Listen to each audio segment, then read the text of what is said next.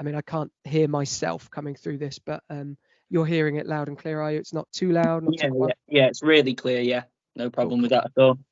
Okay. Yeah, so I'll just tell you a bit about my company and stuff. Nub News, we're like a upcoming online newspaper company, but we have about 50 sites across the country now. We have obviously one in Stoke, one in Crewe, one in Stockport, around the Manchester area, and obviously you're performing at Trentham Live later this year, and we think it'd be a great opportunity to obviously promote that, with your new album as well. Yeah, no, absolutely. I'm just going to pull up as well, like what would be very useful for me to have done earlier, like a professional, would be the tour dates and all of that stuff, because I'll be obviously trying to get that in there wherever I can. Yeah. Yeah. Cool. So yeah, I'm all yours. Oh, brilliant. Yeah. So I've listened to your new single, actually, Hello Sunshine. I think it's really good. Thank you. No, you're very welcome. Just first of all, would you like to tell me a little bit about your new album, really? Yeah. I mean, myself and Al, we've been sort of I mean, it's been 8 years since our last one, and between me and you and all of your beloved readers and listeners, we've been fortunate enough to be playing gigs, and we've loved doing that. But it feels like career-wise, it's just we've been slowly flying into the white cliffs of Dover, running out of fuel, as it were, and just not, being really grateful for every show and playing it and with all our hearts. But you just didn't.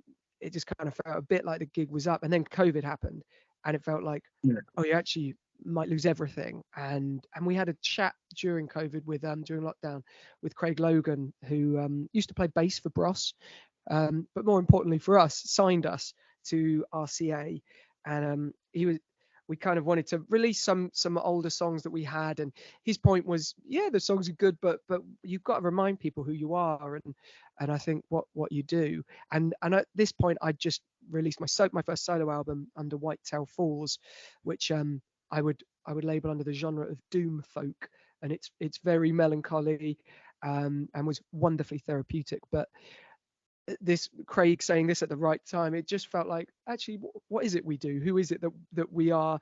And we coasted, and then it was this realization of like, actually, this is probably, if there was ever a time to write 3-minute pop songs that were like a shot of vitamin C and D into the ear, then it was during lockdown, and it just felt, it was just the most natural process to write. It's almost like we've gotten better. I didn't know that was possible, because everyone knows in music that only the hottest, newest thing can be best. But here we are, and we never done this, but we wrote and recorded the whole album in like 3 months, and usually it's previously taken us about 6 months and like £250,000 of record label money to like come out with the first album, and the second was probably worse, as in the amount of time it took. Whether or not you think it's worse, that's up to you. No, to be fair, I've listened to all your albums. To be fair, I'm quite a big fan of all of them. Obviously, people have different tastes and things, and music does change, of course. But yeah. Another question I was probably going to ask was, what have you been doing sort of in the 8 years, between your last album, The Secret Service, and probably today?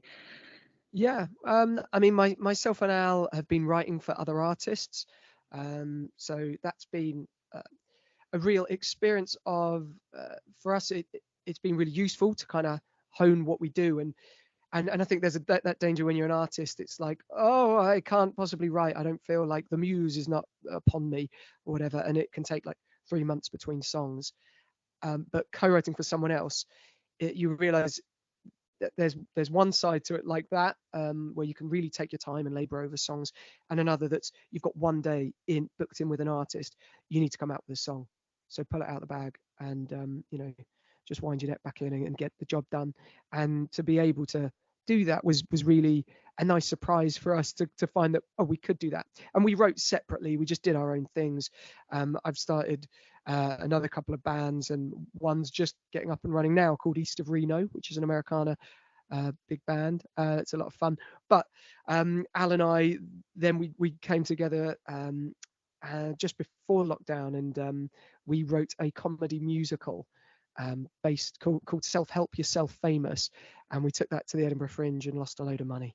So that's a great way. If anyone's got too much money, I can't recommend that enough. But it was really fun, and we might pick at that particular scab again, because it was bags of fun, and I think there was a lot to say and uncover, and we had a blast writing the music, and we were doing dances. It was all kinds of surreal ridiculousness, and we had the esteemed actor, director, comedian Phil Nicol produce it, and direct it rather, not produce, but he was great, and so that was a blast. And then I made this solo record as well, and I was in a musical, the musical, the Tom Hanks film adaptation.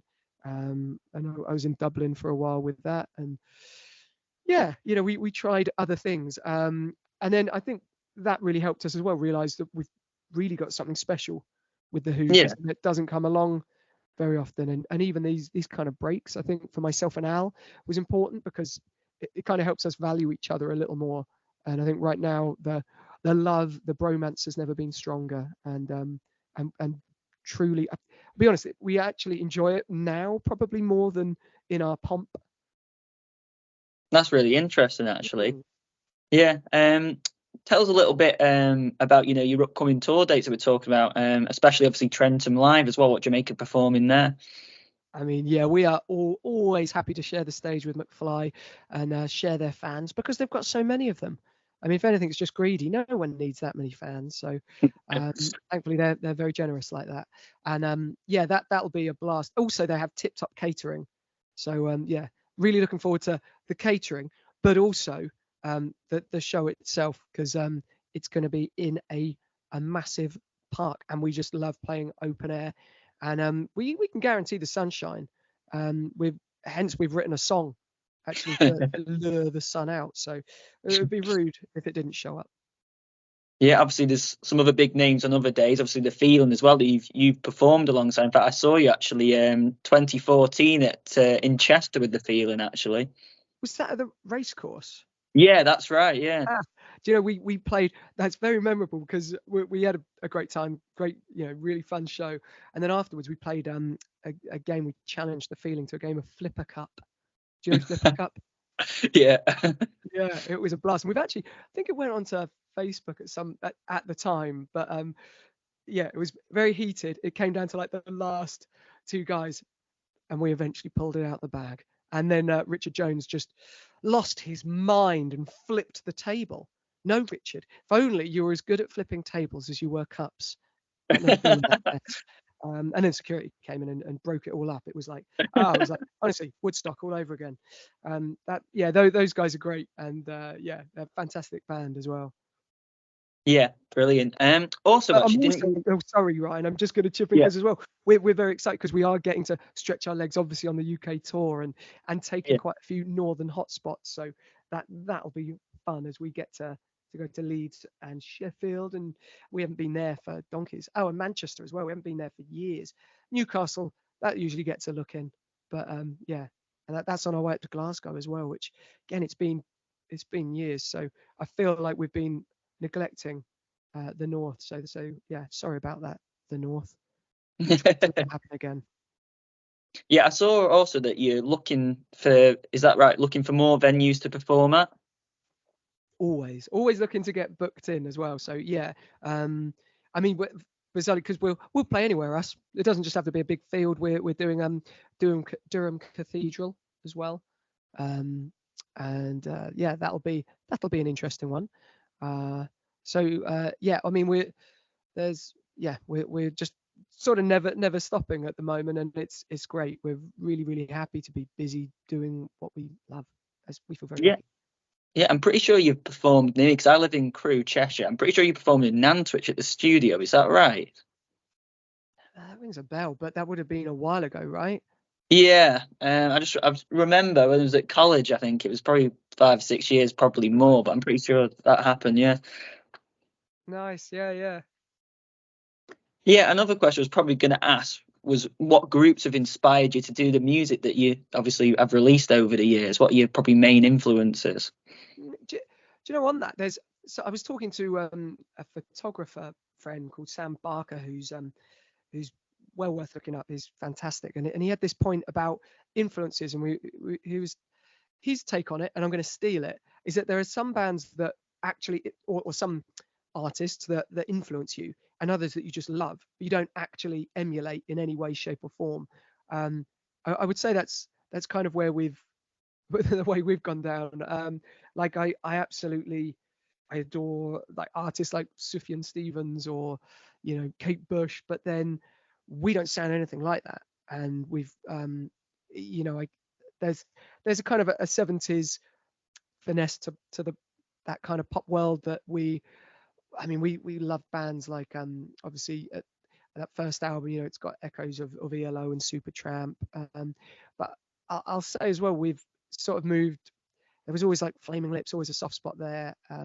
Just sonically, I think they're great at making pop with a real edge to it. And on this, we've been getting, as the years reel on, we get more and more into Steely Dan as well. I just think there's so much depth there.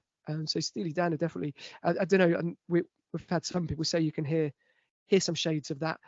But I would say that this album, Confidence, is the first album when we went into the studio to record it, which is also of note because the man who developed us and produced our first two albums, Toby Smith, Yeah. who was one of the founding members of Jamiroquai, sadly passed away 4 or 5 years ago, and he we were very very kindly allowed to record back at his studio, Angelic, where 1975 record all their stuff. And we were able to get in during lockdown to record this album. And we even had Sam Miller, who was engineering for our first album, but he came in and co-produced with us and mixed the whole album. And so it felt like a real homecoming. And yeah, that was really something. And we just kind of noticed after recording the album in that studio, we just had like a week, Yeah. and we got to work, but made the point we didn't actually refer to any tracks, which is really rare, because usually like, oh, I want a synth that sounds like this, and you might have all these references. Yeah. And it wasn't because we intended not to. I guess we were just really clear and prepared, because I guess part of that is embracing the tech that you have now as well. So we were able to go in a way that we've never had before and just be actually prepared. We kind of had a good idea of what parts we were playing and what went where, and the song structures were really well demoed. Yeah, so that was a relief. Well, That's how a would you bit too much describe the detail. album? How would I describe it? Yeah. I would say the album itself is confidence, and we've got this concept of it being it's like a booster pack. That's borrowed from Woody and Kleiny, who we made a charity football single with. These creators online, and they're fantastic with that. Of just kind of and that's sort of how we feel a sense of renewed confidence in what we do, myself and Al, and we also want to feed that into the audience, and almost have, we've got this idea of just lifting everyone's day as much as we can through music and making a real positive impact. And we want it to be the musical equivalent of a spring in your step. And so kind of hearing that, we want it to be that shot in the arm, that it's effervescent, it knows what it is. And I think there's been a point in our career we've always maybe pulled back from that, or felt a little like, oh, you want to be whatever you're not. So Yeah. you got real upbeat poppy songs, and then, well, we wanted to make people cry then, or move people in a different way. And now it's really embracing what we are and seeing that as a strength. And I think that's where the title kind of comes from. Yeah, that's great. Obviously, referring back to the Trick to Life, would you say any of your new songs sort of are like not a remake, but sort of influenced by that first album at all? Would you say it's like a different take on that album at all? Yeah, I would say it's the most. This album, you can almost leave out the other three albums that we've released, studio albums in between, and it would be kind of an interesting trajectory, because I think the way this album sounds, it has the same spirit of that band starting out all bright-eyed and bushy-tailed, But this first single, Hello Sunshine, probably serves as the best kind of reminder as to who we are, and it's a reintroduction. And again, none of it was. I mean, I can. It's very easy for me to say this, but yeah, none of it was made cynically. There wasn't a sense of, oh, let's try and remake Goodbye Mr. A or whatever. Yeah. It was a sense of just sitting down and writing the best songs we could and trying to communicate something that you often find hard to express. And that's what I think music should be. It all felt really unlabored and unharried and yeah, just quite instinctive. But yeah, I'd say Hello Sunshine kind of picks up, and the rest of the song, it's like you're along for the ride. Then you're in the DeLorean, and it's Back to the Future too, and we're heading to the future this time. And it kind of yeah, definitely propels the Hoosiers into the 2020s. Brilliant. Yeah. If you're thinking of any songs that you're about to release on the album, would you say there's any, maybe one in particular you're sort of really excited about people hearing? Definitely, yeah. Actually, it's called Making a Monster, and that's the yeah, that's coming out soon enough. I think it's going to be the third single. I don't know if I'm supposed to say that, but I just did. So there. It's yeah, that one is that one's got something extra about it, I'd say. Brilliant. Another one is actually, because obviously people might be, looking back in the archives to old songs. Would you say that if anyone was looking through maybe the second, third, or fourth album, what's like an obscure track maybe that they should go and listen to that you think was maybe underrated? Oh well, so many. We've got so many underrated songs. Yeah, yeah. I'd go with the most peculiar. Excuse me. Sorry, the most peculiar day in your life, which is on the Secret Service. I'd say that's got, yeah, it's kind of the groove. It just kind of pulls you in right from the get go, and it's yeah, the way it moves. I like it. I'm into it. Oh, brilliant. Yeah, probably the final question I was actually going to ask you is, anyone thinking about the Hoosiers, obviously now they're going to be reading this, thinking, oh, them good old days of the 2000s or whatever, when they've been listening to it. Why should they come and tune back into the Hoosiers again, give you another try, or maybe just come and see you at a live venue? Why should they come and do that? It's a very good question. I would say if you value life itself, then wouldn't you want it to get better? We can provide what you need. We're instant gratification, and also I'd say there's a lot of people that we get at our audiences who are like 18, 19, and it's staggering. And it turns out it's because we were one of the last bands that actually, just because of the time we came out, that sold records, and so we are these young adults' earliest memory of music, because an elder sibling would have brought back their first ever record, and it gets played to death. And so I kind of feel honoured to still have people to play to, and that's an excellent reason. So come relive your childhood, but also I've never felt more confident about the future.